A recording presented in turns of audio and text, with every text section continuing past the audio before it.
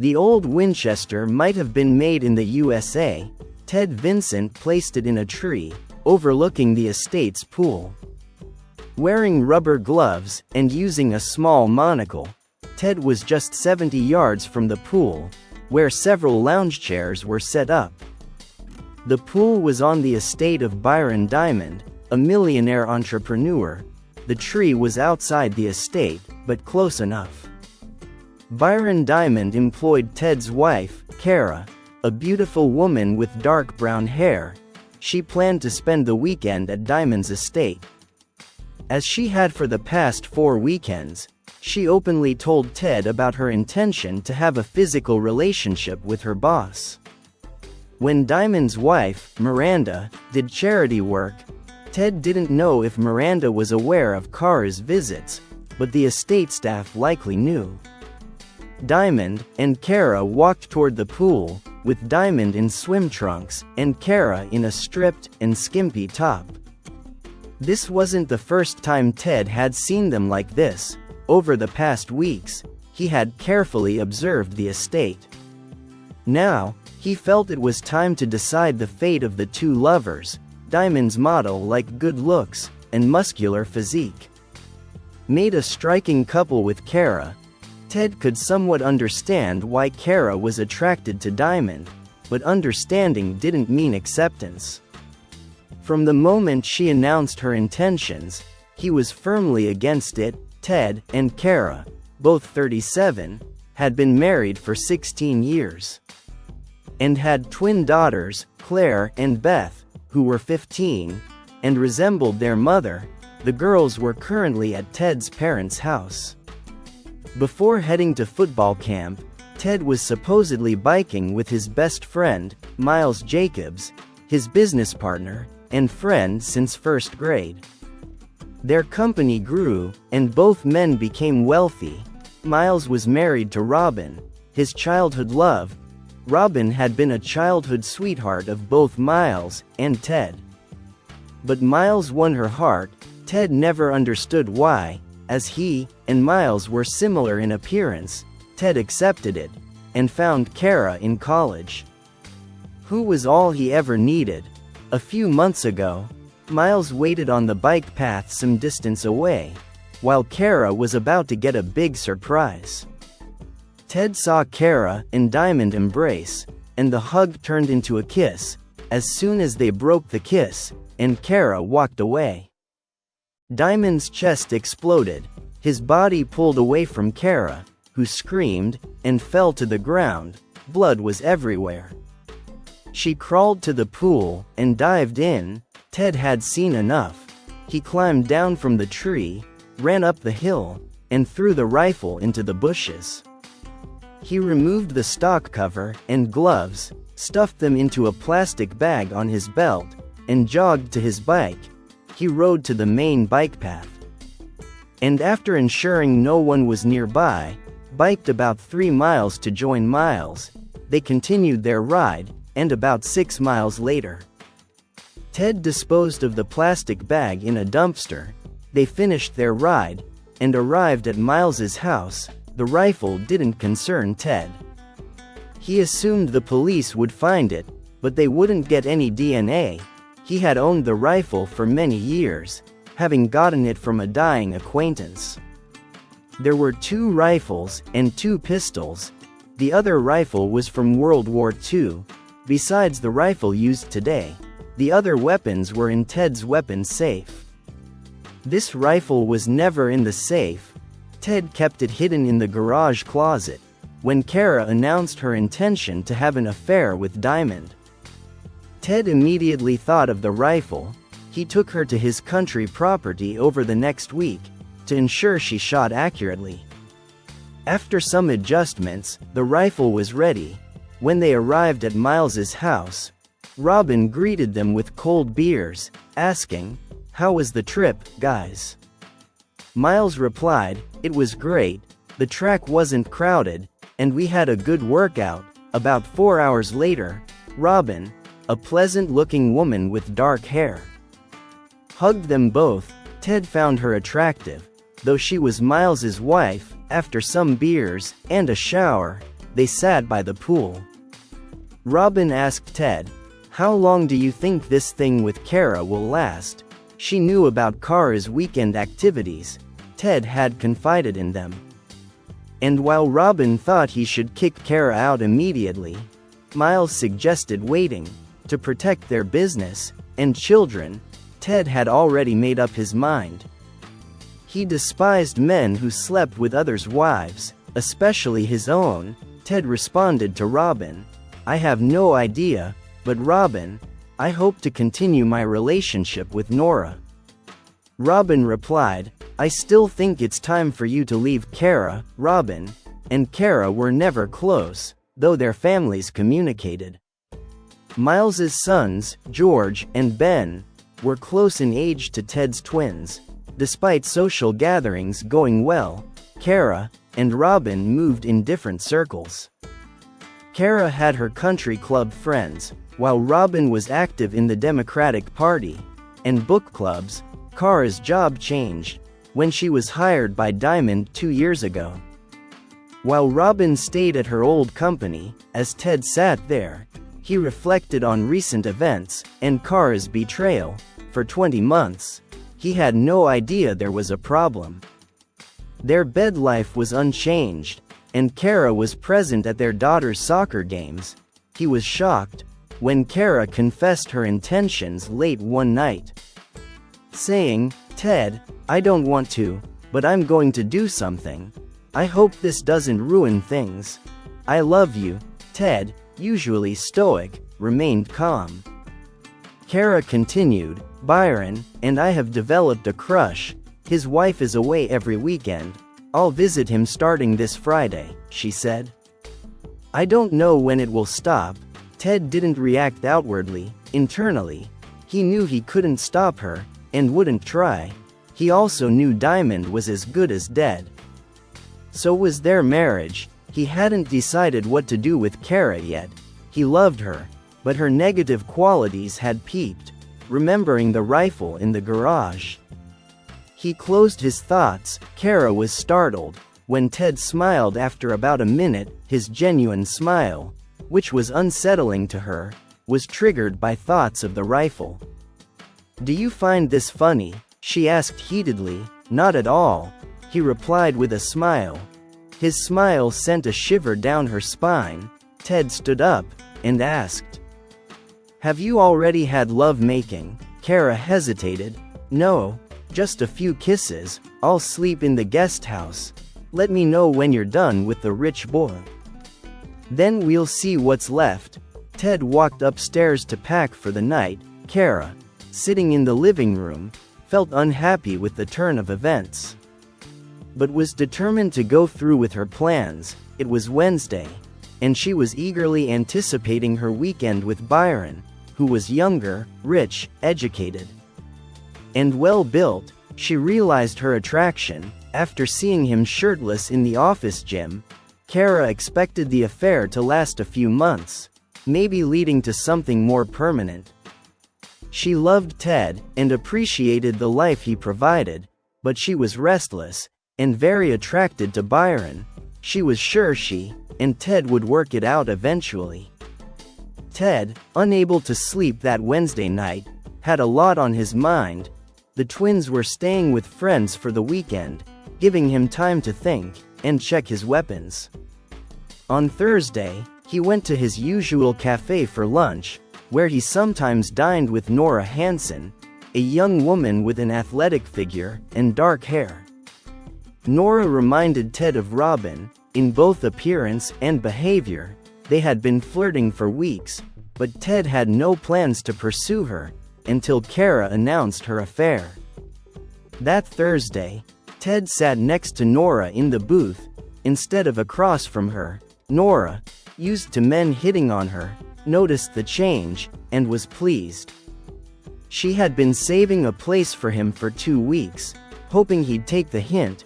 Nora knew Ted was married, but found him tempting. She turned to him and gave an illuminating smile. "Something's changed, huh?" Ted smiled. "Yeah, my wife decided to fool around with her boss."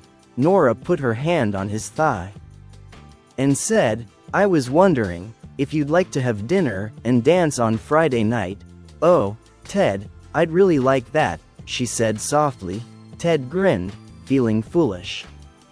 She patted his cheek, he was hard as a rock, and struggled to control himself. She stroked his cheek, and he kissed her lightly on the lips. "I better not stay here, we could be arrested." They exchanged phone numbers. Returning to work, Ted felt like a schoolboy. Some employees noticed his change. Kara noticed too. When he walked briskly home, again, he surprised her. "I made lasagna and salad," she said, considering it a peace offering. She expected Ted to take her affair hard, so his response was unexpected. "Thank you, I'm hungry." His mood had clearly improved.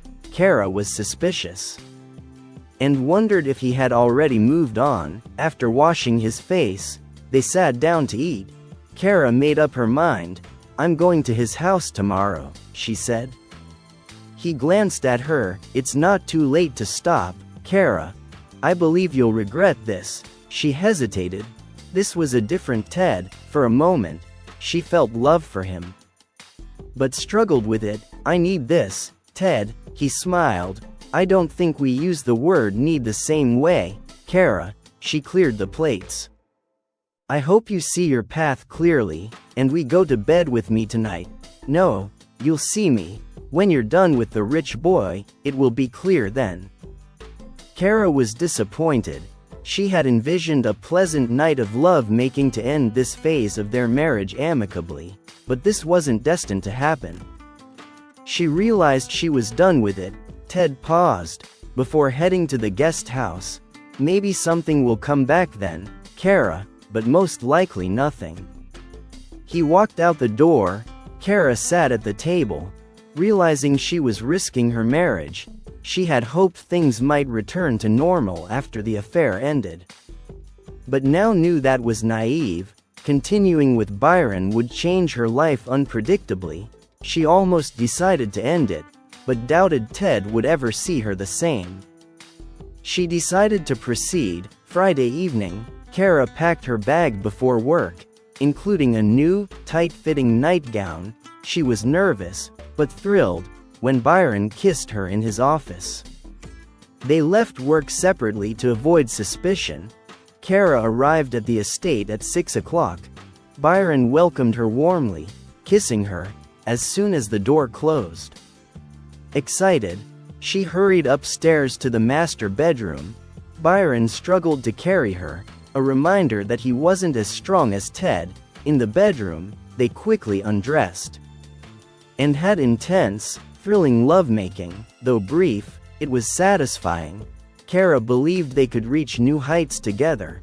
Byron was pleased, feeling he'd conquered her. Kara decided to excite him again, and after some time, they had lovemaking once more. Later, they went downstairs for dinner, where a feast awaited. "Did you like it?" Byron asked. "Certainly, in you," Kara replied. "The very best," Byron said. Kara sang simply the best, better than all the rest. Feeling a pang of guilt, as it was a song she and Ted often sang. After dinner, they watched a romantic movie in the bedroom. Byron wanted more lovemaking, but Kara insisted on finishing the movie first. They had lovemaking again, this time in a more subdued manner. Kara was impressed Byron could manage 3 times. Though the third time was less impressive, Ted picked Nora up from her apartment, in his classic MGB convertible, one of his hobbies. Nora was delighted with the ride. And with Ted, who looked great in his blue suit, Ted was equally impressed with her stunning dark red dress, with a plunging neckline. They went to the Willington Hotel for a wonderful dinner, then danced nearby. Ted, always athletic, was a good dancer, one of the things he liked about Kara. Nora, light on her feet, and sensual in her movements, captivated Ted. She reminded him more and more of Robin, but younger, and a better dancer. They danced, until they both suddenly wanted to find another place. Nora got into the car, and looked at him. "Take me to your home," she said.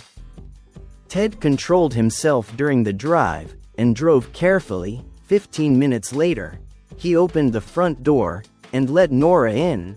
They couldn't make it out of the living room. Nora quickly undressed, and Ted followed suit. Standing, they stared at each other, before Nora attacked.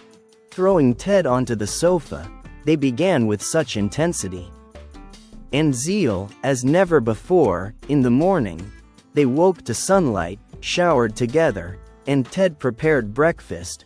Nora watched him, feeling in love, but cautious. As he served eggs and toast, she said, "I'm in love with you, Ted. I just have to say it." Ted, surprised, thought about it, and replied, "I believe the feeling is mutual. Let it be." "It's hard to believe so fast." They finished the eggs. "Now what?" asked Nora. Ted smiled. "Guess," he said. Picking her up again, Kara and Ted's weekend continued. As it began, Kara was pleased with Byron, who gave her a lot of pleasure. Ted felt head over heels for Nora. On Sunday afternoon, Kara and Byron agreed to see each other the next week. Ted and Nora began thinking about their future. They set a date for next Friday, depending on Kara's plans, and agreed to meet for lunch daily. Ted dropped Nora off at her apartment. Despite her youth, she was a lawyer, and could afford good housing. Meanwhile, Kara drove home from Byron. Ted had just returned. When she walked through the door, they stared at each other, and Ted couldn't help but smile. Kara noticed, "How was your weekend alone? How is Richie rich?" Ted grinned. If she had been honest, she would have said Byron was exciting, but Ted was better. Instead, she said, "He was great. I'll be leaving again next week. The girls won't be back until Sunday evening." She knew her plan had gone wrong. Ted was too happy. She also felt nervous about how to tell the girls what was happening. For dinner, they ordered Chinese food. Ted met Nora for lunch every day.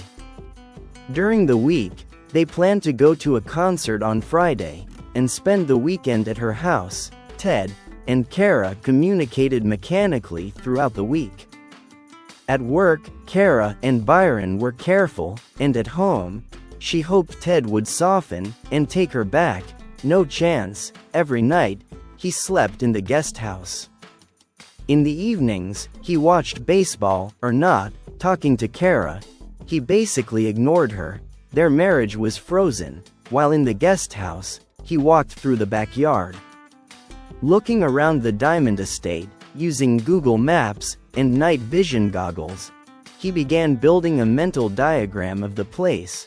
He also bought a device that amplified sound directionally, with cash. The following weekend, Ted and Nora had a great time, but then she had to leave for Sunday lunch with her parents. So, in the morning, they had their last meeting, and she left. Ted went to the Diamond Estate, and gathered more information. He had seen Diamond and Kara at the pool many times. It seemed to be where they spent a lot of time. He found that the directional device worked fine, allowing him to overhear some of their conversations. He found them boring. By the third week, the twins were home. They noticed their parents were effectively separated. At dinner that Tuesday, Claire asked, "Mom, Dad, what's going on?" Kara said, "We have some problems. We'll deal with it, don't worry." The girls then looked at Ted. He shook his head. "The truth is, your mother decided to have physical relations with her boss, so I moved into the guest house," he said. "What will happen long-term hasn't been decided." Kara was angry at Ted for putting it that way. However, there was nothing to object to. She said, "I felt that I needed." Beth interrupted, "A new man, looks like it." "How could you, Mom?" Kara stood up and ran upstairs. "Are you getting divorced, Dad?" asked Claire. I don't know, nothing's decided yet, he said. But can you keep your mouth shut? The girls answered in unison. Yes. Do you promise? Yes. I have a new friend. I'll introduce you to this weekend. When Mom goes to her new boyfriend, the twins were smart, Claire said. You mean, you have someone you want us to meet, so this must be very serious, right? Maybe, I mean, until Mom left, I never would have met Nora, but Mom went, and so did I, and who knows who will end up with whom, Beth grinned. Claire asked, how did you manage to work so quickly, Dad? This doesn't sound like you. I kind of knew Nora from lunches, he said. Maybe I felt insecure, or like I didn't measure up, and it seemed to me that Nora would like to go on a date with me. She really wanted this. The girls fell into a thoughtful and uncomfortable silence. Ted let them think. Finally, he asked, anything else? At the moment, Claire asked. When will we meet her? I'll organize something for this weekend. You have a game on Saturday afternoon, right? Yes, maybe Nora, and I will come, he said. This is serious, Dad. You're not ashamed to appear with her in front of our friend's parents. Ted wasn't surprised the girls were so perceptive. He believed they could figure this out.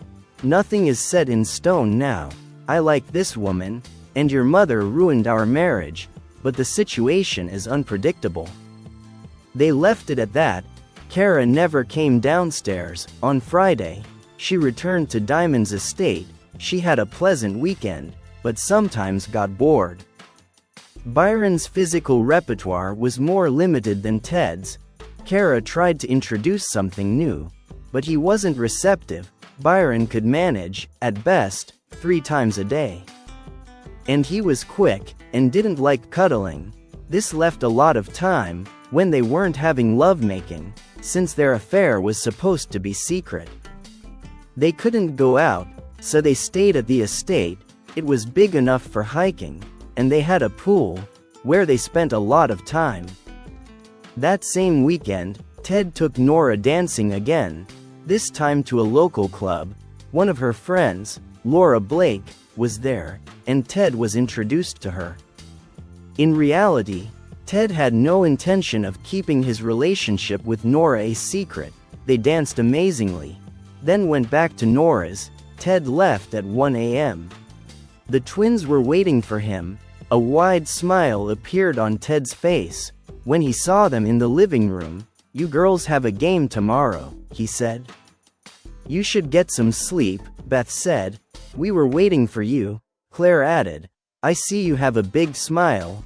I bet you, Ted interrupted. Never mind, go to sleep. Game at 10 o'clock. Nora will come with us. Nora arrived at 8:30. She was nervous. Ted was nervous. The twins were nervous and insecure. When Ted opened the door and let Nora in, there was a long pause, where no one said a word. Nora looked great, finally, Ted said. Nora, this is Claire, and this is Beth. Nora smiled. Hello.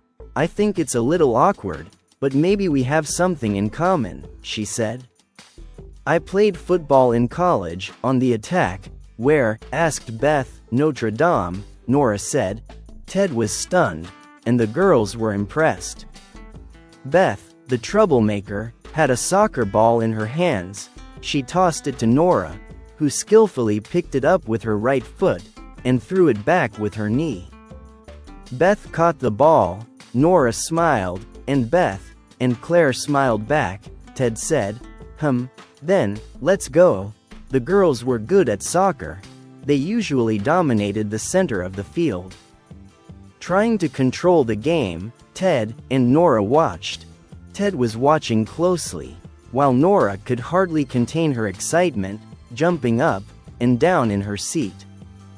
The other parents noticed her enthusiasm. The game was tense and exciting, with the other team taking a 2-goal lead, but the home team fought back and equalized 2 minutes before the end. The opposing coach made a substitution. Beth stood next to Nora, who called her over, and said, "They will try to pass by your side, cut through, and leave." Beth nodded. Nora's analysis was accurate. Beth intercepted the pass, and sped towards the goal. Ted jumped up, but Nora remained calm. Beth faked left, drew the goalie out, and kicked the ball into the net. The game ended immediately after this score. Ted and the girls celebrated with other parents. Nora stepped back, and when the celebration died down, Beth asked her, "How did you know?" Nora laughed. "I watch the game. I see the game when I watch." She patted Beth's hand. Several parents noticed the interaction.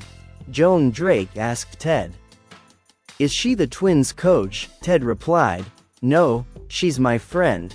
But she played this game." The girls' coach, Lena Holmes, said, "Of course, I remember her. She played for Notre Dame." On the attack, Ted called Nora over and introduced her to everyone. Nobody asked any awkward questions.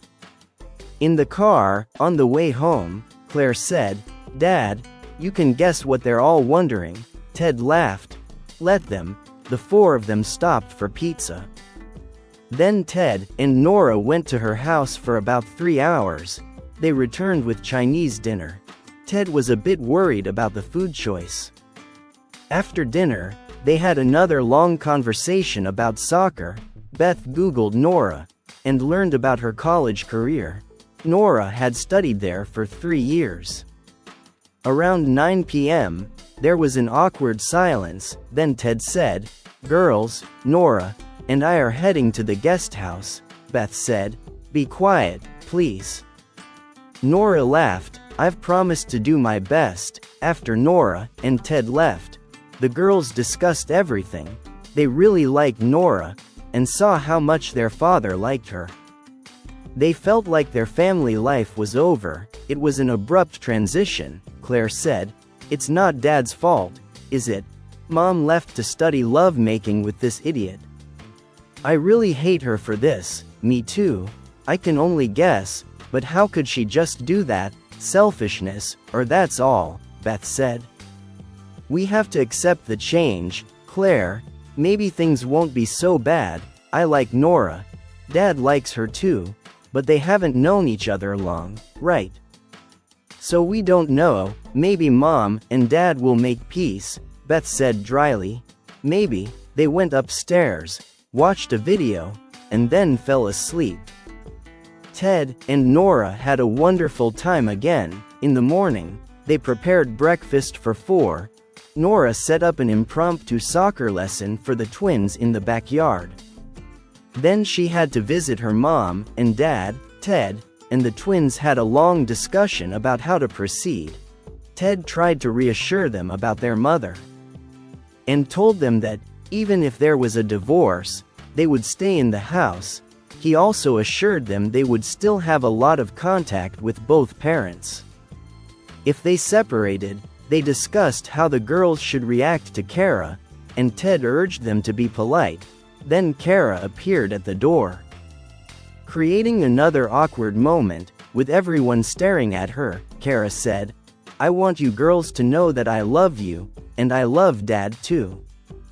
"This is true," Beth calmly replied. "Mom, that's what you say, but what you're doing says otherwise. I can't explain this to you. I just needed it," Kara said. "This won't last forever," Claire said.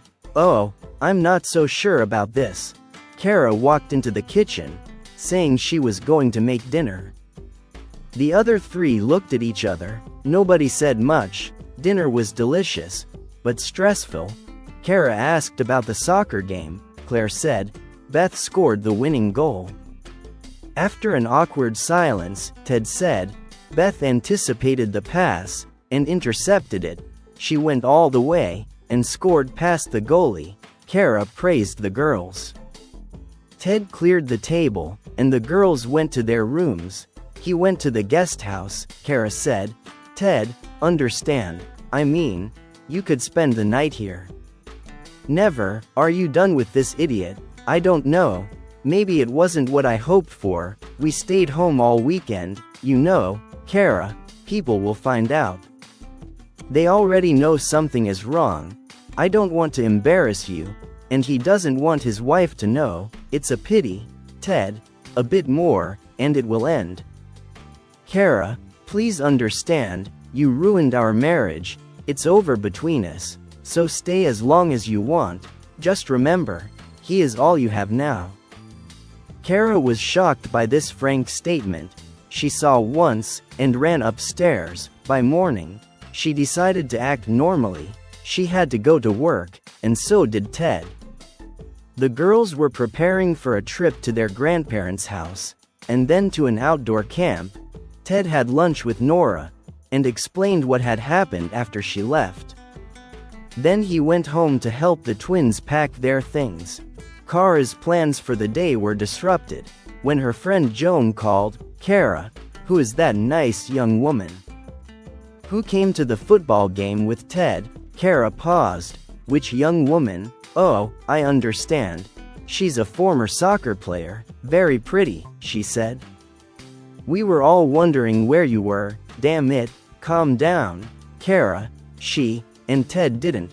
There weren't any obvious signs, you know, Joan said. Oh, no, well, if they didn't tell me anything about her. What is her name? Nora. Kara, where have you been? I heard something I can't believe. Like what, Joan? Like the fact that you left Ted for your boss. Not true. I didn't leave him. Well, Jane Bree has a cousin at the club who works for Mr. Diamond in his house. The cousin said that, on weekends, when his wife is away, he has a woman there. Crap. So it's you. God, Kara. God. This shouldn't last too long, Joan said. Only on weekends, you're stupid. Ted already has another woman, and guess what? I don't blame him. She's younger and hotter, Joan said. Your daughters seem to be already familiar with her.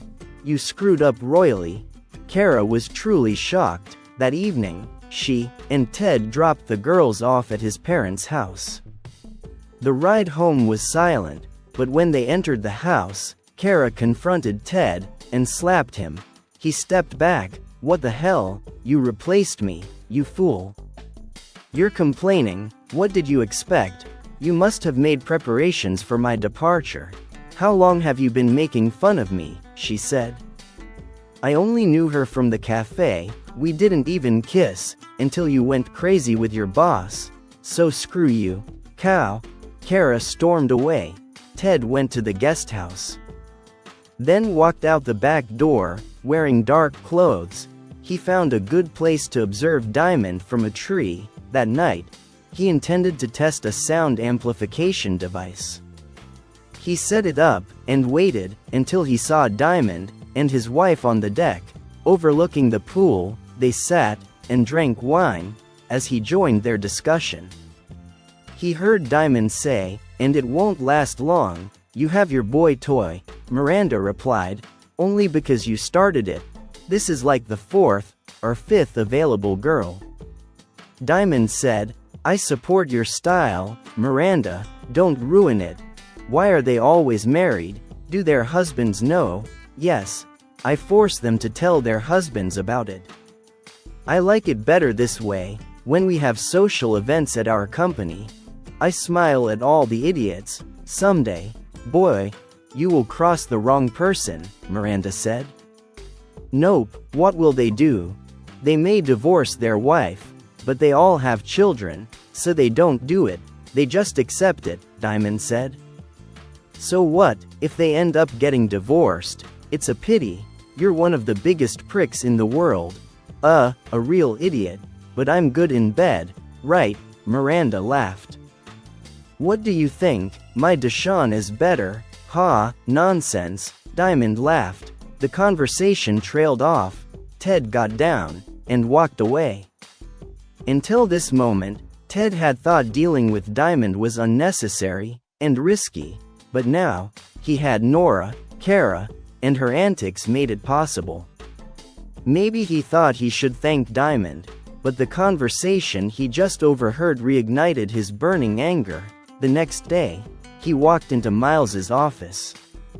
And they talked. Nora spent the weekend with Ted and the girls.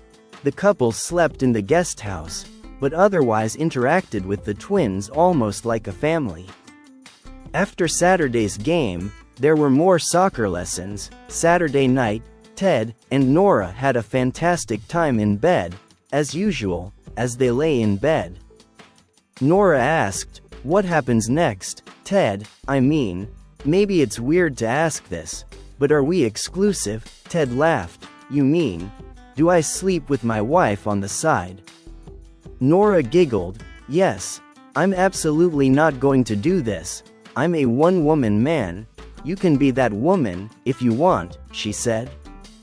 "I feel like I'm ruining my marriage. You two have been together for so long, not you." Once Kara went to her boss. "I was done with her," Ted said.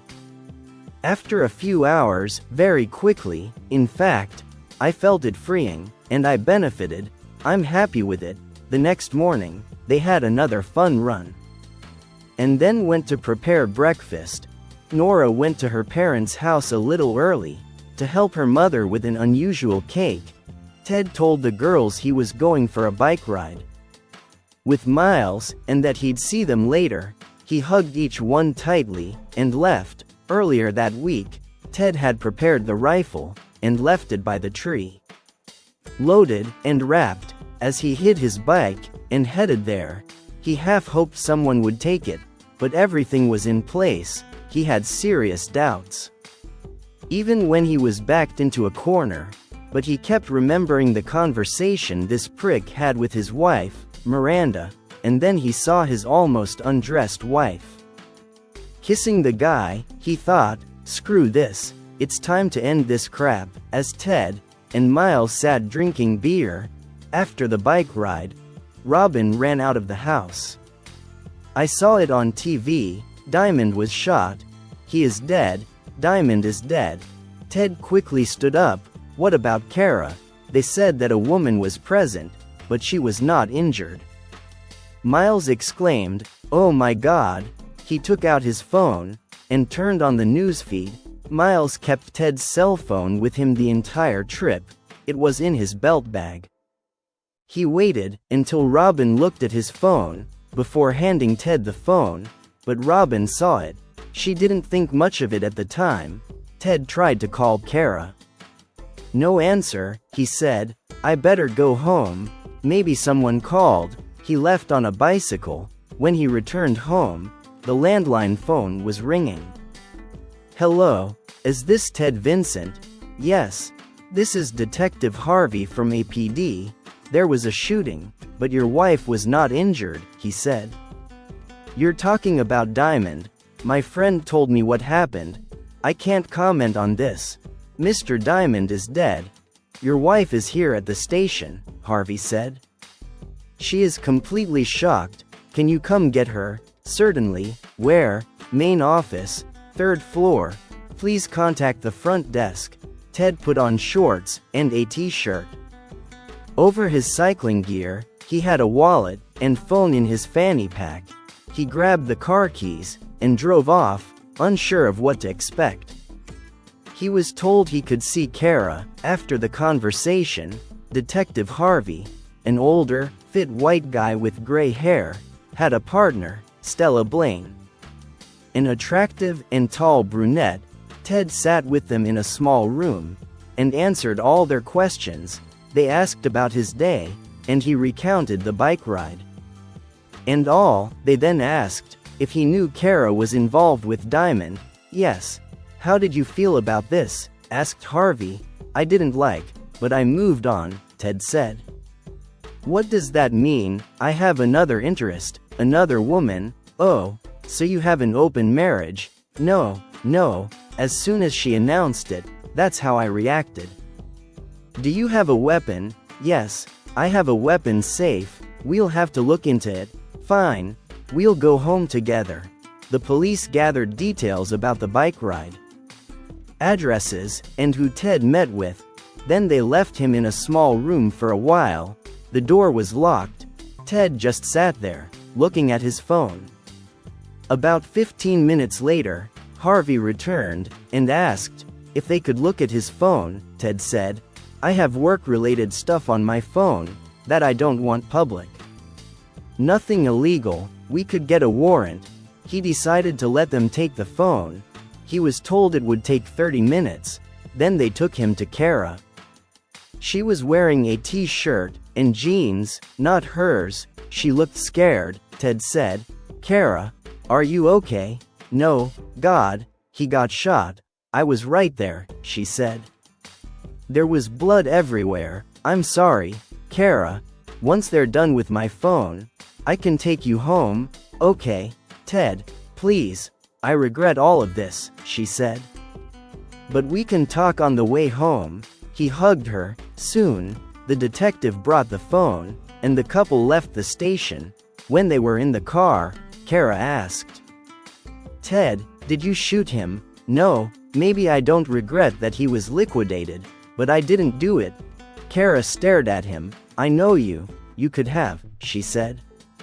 "But you found the right girl, so you didn't." "Did you see him get shot?" "No, I heard a shot, and it all exploded." Now she was crying. She was sobbing. Ted pulled the SUV into the driveway.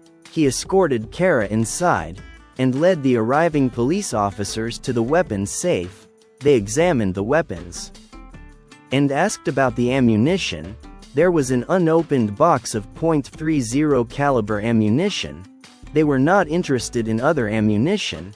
When they got back outside, Harvey turned to Ted and said, "We'll take DNA and fingerprints from the rifle we have. I would advise you not to interfere with this, Mr. Vincent." "Well, I don't know about any weapons, and I didn't shoot anyone." "Fine. See you." Ted went inside to deal with his wife, however, before doing this. He called Nora and told her what had happened. She knew some details. He asked if she would come over later, once Kara had calmed down. Then he called his parents and daughters. They discussed the events of the past day for a long time. One question was whether the twins would go to outdoor camp next week. It was decided that they should leave, to avoid any confusion. Kara took a long shower. Ted inquired about her mental state. Not surprisingly, she was distressed. He was waiting for her. When she came out in a robe, "It must be difficult. Have you cleaned up enough?" She smiled. "No, but the water ran out," she said. "Yes, I guessed. What can I do for you?" "Well, maybe we can order pizza. I'm starving." Ted did it. Kara looked at Ted over her pizza. "I was thinking about you. I'm not so sure you're innocent. Where have you been today?" "On a bike ride with Miles. I told the cops. He might lie for you." "Yeah, but he doesn't have to lie." "I admit I have some anger issues at times, but I didn't shoot that idiot. He was an idiot. You were right about that. Are you going to divorce me?" "Maybe. I mean, you threw it in my face, Kara, after so many years. You needed some rich boy." "I agree. He was good looking. He was good, honestly, Ted. He didn't really live up to his looks." "Yeah, it's true. You have some kind of woman, Nora. I was told, she's younger and more attractive." "Yes, she is quite attractive and athletic. She played soccer in college, and she just picked you up right away. I bet you mastered it, before I had Byron." "No, maybe around the same time. First, we went dancing." "Why are you interested?" "I probably won't have a job." "You will. Believe me, I know. I have to live. And we have a marriage contract. I won't let you starve, and maybe you'll have a job." "Maybe. Miranda probably isn't too happy with me." Ted's phone rang. It was Nora. He walked into the living room. Kara followed him from a distance. She heard their declarations of love. If she had been wearing shoes, she would have kicked herself. As Ted tried to persuade Nora not to come, Kara entered the room. "Let her come. Ted, I think it's time for us to meet. 30 minutes later, the doorbell rang, and Ted let Nora in. Kara was already dressed. She looked tired, but still attractive. The two women looked at each other for what must have been a full minute. Then Nora said, "I'm sorry. You must be very shocked." "Thank you. This is true. It's all so confusing," Kara said. "You took my husband, you left him. It is not my fault." They were about 10 feet apart. Ted positioned himself to intervene, if necessary. Kara was shaking and started sobbing again. Nora stepped towards her and hugged her, letting Kara cry on her shoulder. Ted was amazed. Nora sat Kara down on the couch. Maintaining contact, there was room for Ted too, so he sat next to Kara and hugged her as well. Kara sobbed, gasping for air. She sobbed, "Such a fool, sorry. Such a fool." Kara's crying subsided. She stood up a bit and asked Ted, "Do you think the hot water is ready?" "Maybe," and got up to take another shower. After she emptied the tank again, Ted gave her a pill, and she fell asleep on their bed. Ted and Nora went to the guest bedroom. They didn't want to leave Kara alone. In the house, they watched the news at 10 o'clock. Diamond's homicide was widely reported. As it turned out, Diamond had many affairs with married women who mostly worked for him in one way or another, so Ted was far from the only suspect. Later, on CNN, it turned out that some people also had business reasons for eliminating Diamond. Finally, there were suggestions online that Diamond's wife could be involved. Ted turned off all media after 11 o'clock. He and Nora went to bed. Neither of them really wanted to have love-making at first, but Nora was silent. Ted woke up early and checked on Kara. She slept until 9 o'clock, then took a shower. At 10 o'clock, all three were sitting at breakfast, eating pancakes that Nora had whipped up. Mozart started playing on Nora's phone. She answered, and it was the police, to arrange an interview. Nora asked Kara and Ted, "Should I ask them to come here?" Kara nodded. "We can get the latest news at 11 o'clock. Detectives Harvey and Blaine came and took Nora to a private room to take a statement. This took about 25 minutes. Then they all met in the living room. Kara asked, "Any news about who did this?" Blaine said, "Not yet. Many people had a motive, including you, Mr. Vincent. We've already discussed this." Ted frowned. "Yes, well, thank you all for your cooperation," Harvey said. They left. Robin called and said the police were coming to take a statement. They were polite, but persistent and scrupulous. Ted told her he would see Miles at work. All three were somewhat confused. Not knowing what to do. "Should I leave?" asked Nora. Kara said, "No, I understand Ted might want you to stay." Ted nodded. They all sat on the back patio, drinking coffee. Kara's calm returned, but she seemed sad. Ted and Nora seemed to be expecting more problems. Kara held her temples. "I keep seeing him dead. He still didn't move. I wonder if I'll always see this." Nora seemed to want to console her. "In my course on the psychology of grief, they said that images are the most persistent thing," she said. "But over time, they fade and are erased. I really hope so." Kara's voice broke. "Do you have news from work?" Ted asked. "No, I mean, I work directly for Byron. I acted as a sort of aide for the goods sent to him. I let him see some things, but took care of other things myself. Whoever takes his place will need someone like me." "Who will it be?" asked Nora. "My only guess is Miranda. I know what was in his will, because I signed it as a witness. She gets everything, except some things for his mom." "Okay. I mean, do you want to work there?" "Yes, like I said, I need to support myself."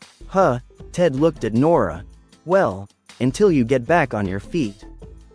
Did you two sleep in the house last night? It's clear that this bothered Kara. Nora nodded. In the guest room. I hope this continues for some time, Kara said. Until I get back on my feet. There was a double meaning in Kara's words, and neither Ted nor Nora missed it. Ted didn't mind. Everything will work out on its own. And the girls will be back briefly next week. Nora, they told me you went to their game. Kara remembered. Yes, it was exciting. I missed it, Kara said again. I feel like such a fool. He had a whole string of women. He manipulated us all. Well, he was a handsome prick. You made a big mistake, Ted said. Nora tried to calm her down a little. I think you've been unhappy for a while, Ted said. I mean, here at home, not at work, Kara thought, and said. This is true, I don't know what caused it. Maybe something like the grass is greener. Then a big hole opened up, and swallowed my life, she said. She stood up, and ran inside. After a while, the clink of pots and pans was heard. Kara baked a chocolate cake that was ready by noon. Eventually, Nora and Ted came into the kitchen, and began to watch, talking incoherently about something. They ate sandwiches, while the cake cooled enough to frost it. So the day continued. Nora made burgers for dinner, and Kara made a salad. The three of them did something, but hardly talked about the future. Kara went to bed at 9 o'clock. Twice, she woke up from nightmares, once screaming. Ted came in, and calmed her down. The next morning, Tuesday, Nora had to go to work. Ted also wanted to go to the office, but he was worried about Kara. While he was thinking, Kara's phone rang. It was Miranda. Kara put her phone on speaker. Will you come to work today? I have a job. Yes, I understand the situation is difficult, but something has to be done, Miranda said. And you can't be replaced right away, despite your stupidity about Byron. I need your help. Kara looked at Ted. He nodded. I can be there in an hour, she said. Fine, come to the house, walk behind, so you don't get caught. Kara met Miranda in the office on the second floor.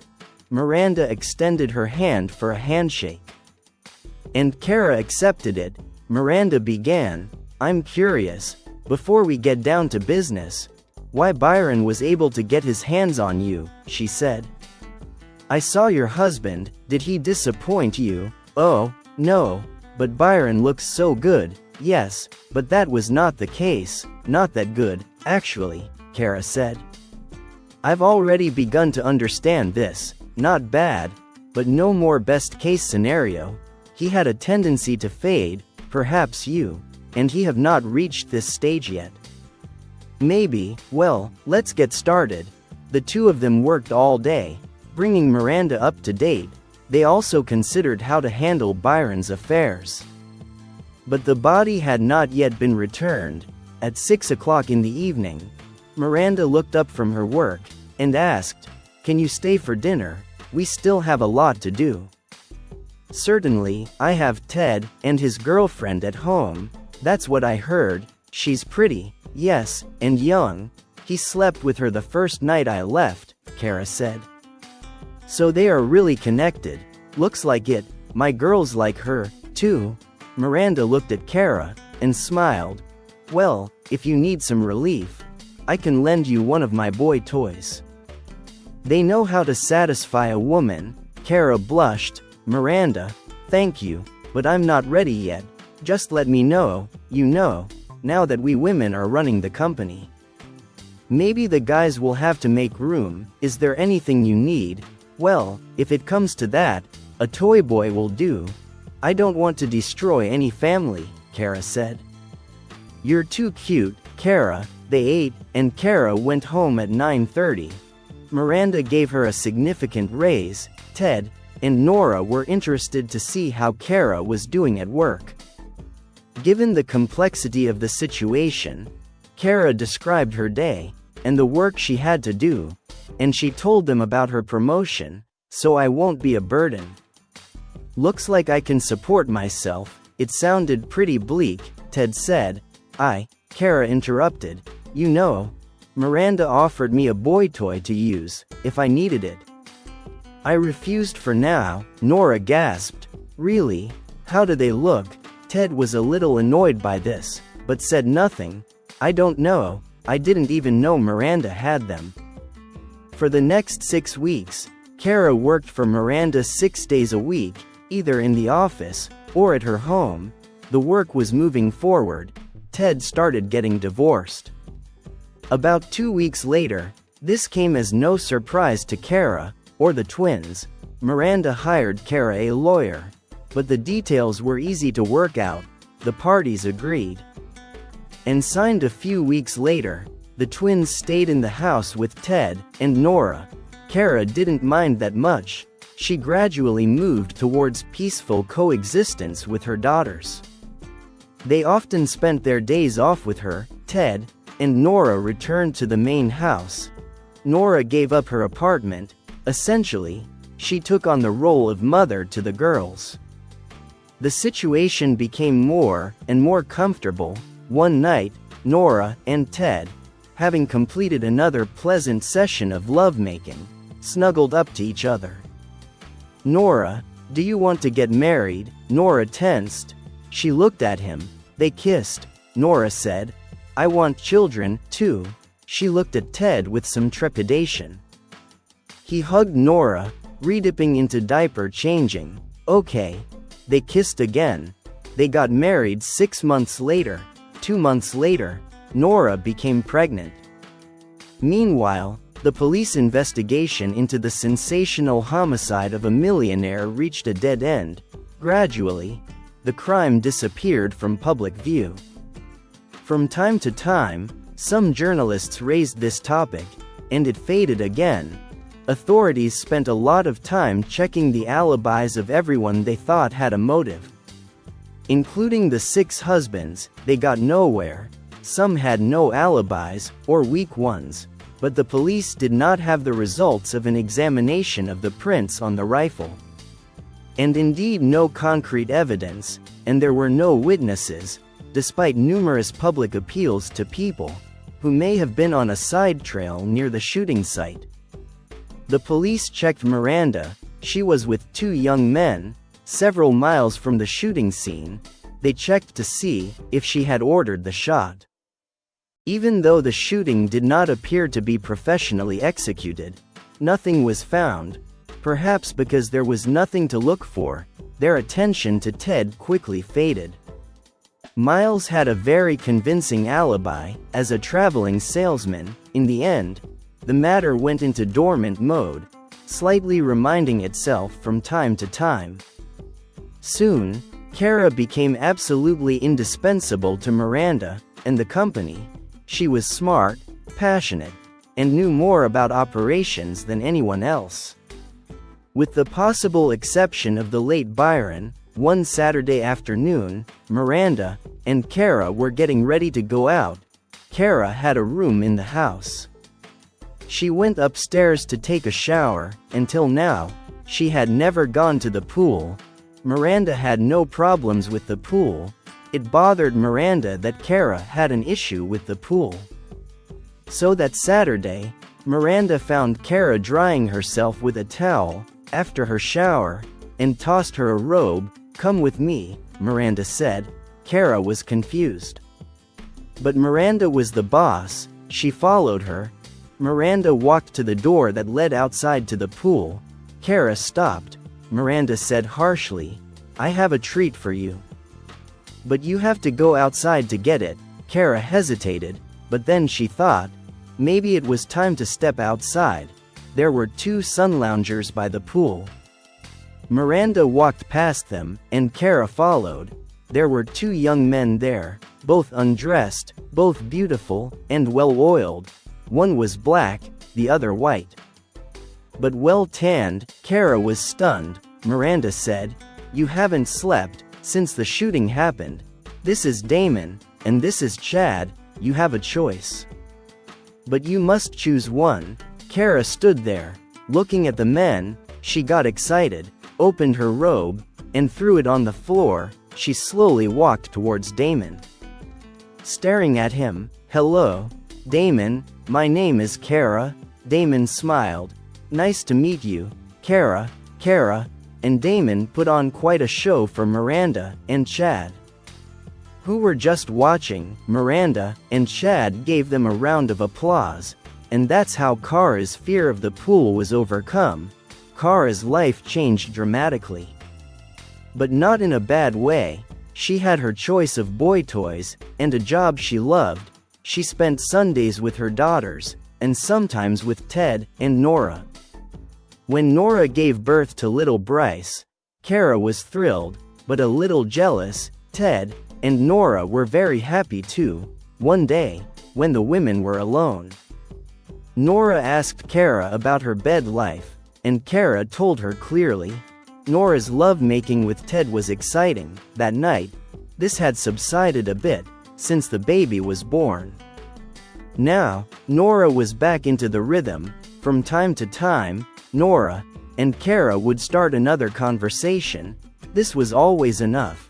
Kara thought of it as a family ministry that she was happy to do, some compensation to Ted for her blunder. Soon, baby Nikki appeared.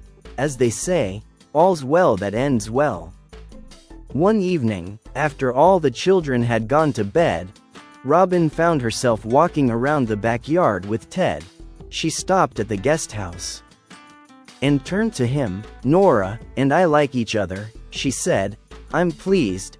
Ted smiled. "You know, back then, you could have had me, but I chose Miles," she said. "Do you know why? I could never understand you. You have inner anger, maybe from your parents. You're hiding it, but it's always been there. And I still love you, maybe so, maybe I rarely think about it, I think sometimes, and yet, you have created a good life for yourself, and your loved ones. And for Miles, and me too. But Ted, I saw Miles handing you your phone, after your bike ride, I didn't immediately realize what this meant. Took a hell of a risk, and so did Miles, one damn chance." Ted was silent for a moment, looking at Robin. "Do you think I should get some counseling?" Robin smiled. "Do not do that, it's you, so it was, and will be, and remember, Miles, and I still love you." The weeks passed. The police investigation was at a standstill, and the diamond case was slowly being forgotten by the public. Ted and Nora continued their life together, happy with their growing family. Kara remained an integral part of the business, and found her own happiness, albeit in an unconventional way. The twins adapted well to the changes, supported by the loving presence of both their parents. In the end, life moved on for all involved. They each found their way, forging new paths, and finding solace in the present, leaving the past behind. In this complex web of relationships and emotions, they discovered a new kind of harmony, one that allowed them all to coexist and thrive.